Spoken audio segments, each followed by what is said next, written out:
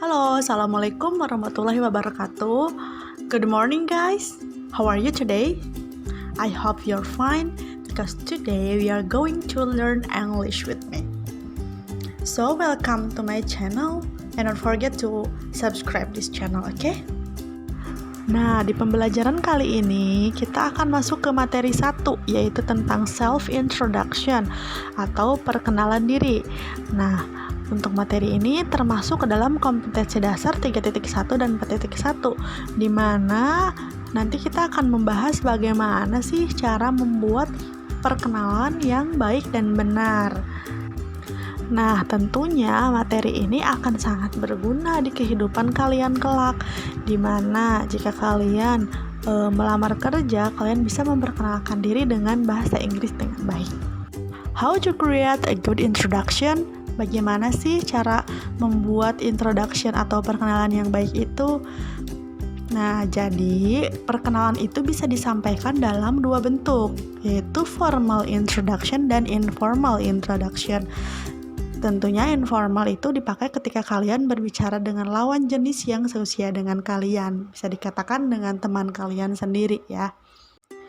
Nah, sekarang kita bahas yang formal introduction dulu ya. Jadi, bagian-bagian dari formal introduction itu terbagi menjadi 3 bagian. Yang pertama, opening. Ketika kalian memperkenalkan diri, tentunya kalian harus ada pembukaan dulu. Selain kalian mengucapkan salam, assalamualaikum, selamat pagi, selamat sore, kalian juga harus menggunakan opening seperti yang tertera di sini. Misalnya dengan menggunakan hello, let me introduce myself, atau allow me to introduce myself, atau juga dengan kalimat hi, I would like to introduce myself, seperti itu. Jadi jangan langsung ketika di acara formal kalian memperkenalkan diri langsung my name is bla bla bla. Gak bisa ya seperti itu. Harus kalian ada openingnya dulu agar terlihat lebih sopan, seperti itu. Nah, bagian yang kedua yaitu konten atau isi ya, dimana konten ini berisi tentang inti-inti apa saja tentang diri kalian yang ingin kalian sampaikan. Nah, yang pertama di sini ada full name atau nama panjang kalian ya. Cara mengungkapkannya itu bisa menggunakan my full name is bla bla bla, atau hanya dengan my name is bla bla bla. For example ya, Miss contohkan dengan nama Miss sendiri ya. My full name is Dede Nina, atau my name is Dede Nina. Nah, baru yang keduanya itu ada nickname atau nama panggilan. Nah, untuk nickname ini menggunakan kalimat seperti ini. My nickname is bla bla bla, atau hanya dengan kalimat you can call me siapa misalkan.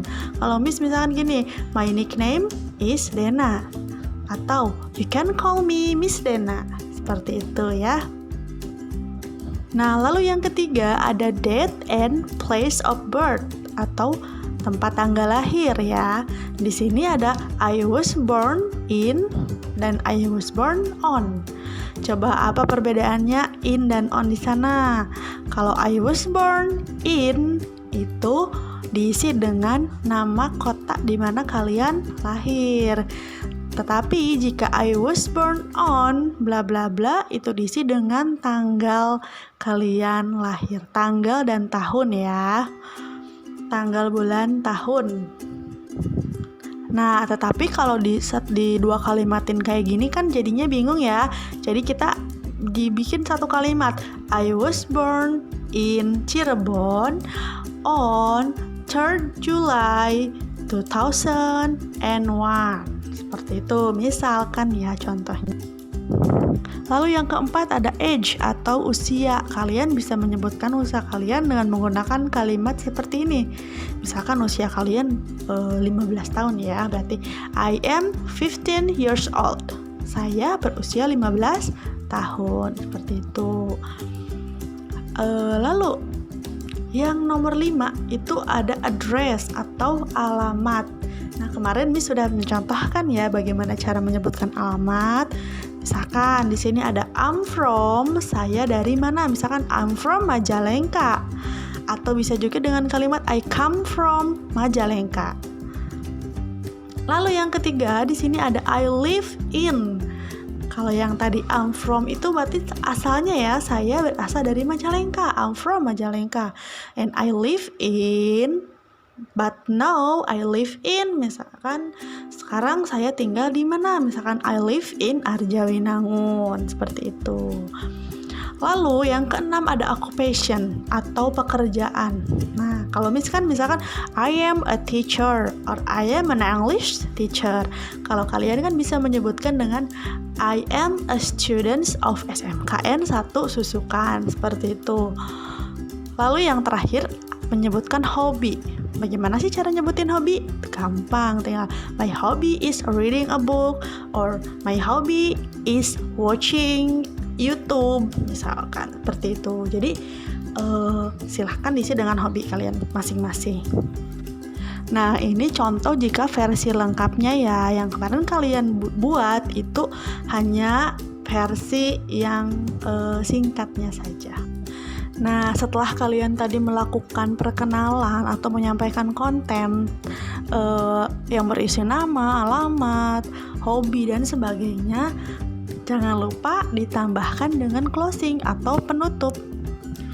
Nah, kemarin memang banyak gitu yang menggunakan penutup, tapi banyak juga yang tidak memakai penutup. Padahal dengan kata thank you saja itu sudah cukup.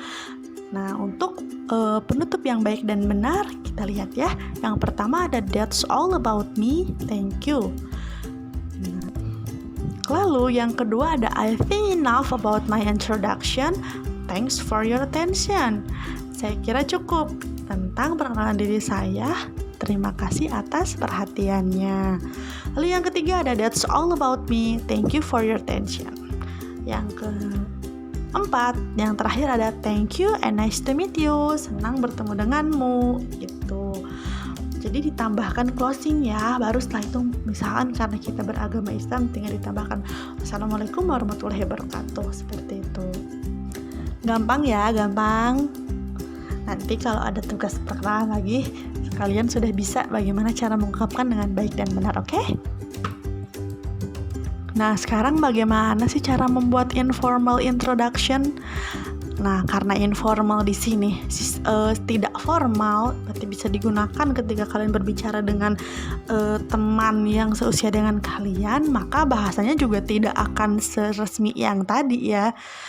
Kalian cukup mengungkapkan dengan hello, I am bla bla bla, nice to meet you, misalkan seperti itu.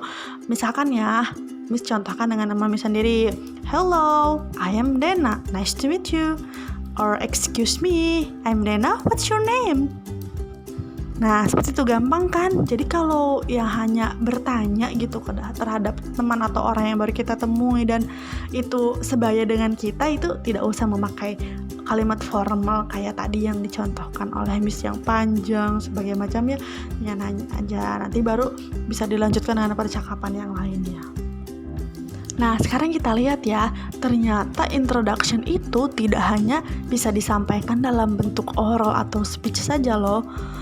Maksudnya itu tidak hanya disampaikan dalam bentuk lisan saja, tetapi juga bisa disampaikan dalam bentuk tulisan atau disebut juga dengan written introduction. Bagaimana Miss maksudnya? Nah, jadi seperti ini. Ketika kalian ingin memperkenalkan diri atau berkenalan dengan seseorang, itu tidak hanya kita harus bertemu dengan orang tersebut lalu kalian mengungkapkan maksud kalian gitu, memperkenalkan diri kalian, tetapi bisa juga dalam bentuk tulisan. Nah, Miss di sini contohkan itu melalui surat atau email ya. Mungkin di zaman sekarang itu banyaknya kalian menggunakan chat, misalkan. Kalau chat itu kan bukan dalam bentuk oral atau speech ya, tapi dalam bentuk tulisan. Banyak kan yang misalnya berkenalan melalui media sosial atau melalui chat WhatsApp or Telegram atau apapun itulah, itu berkenalan melalui bentuk tulisan atau written introduction. Tapi kita hari ini akan membahas tentang written introduction in the form of email ya. Kita lihat di sini ada contoh surat dari seseorang. Silahkan kalian baca dan pahami suratnya. Lalu nanti kalian tuliskan ya inti dari suratnya itu apa. Jadi untuk tugas hari ini silahkan kalian rangkum materi yang telah Miss sampaikan tadi. Dan yang kedua silahkan rangkum atau simpulkan ya apa isi dari surat tersebut. Ya, di sini ada surat dari Hannah ke Alia. Ya, silahkan disimpulkan ya. Miss tunggu. Nah, jadi I think it's enough for this video. Kalian silahkan kerjakan tugasnya. Thank you for your attention. Wassalamualaikum warahmatullahi wabarakatuh. Thanks for watching, guys.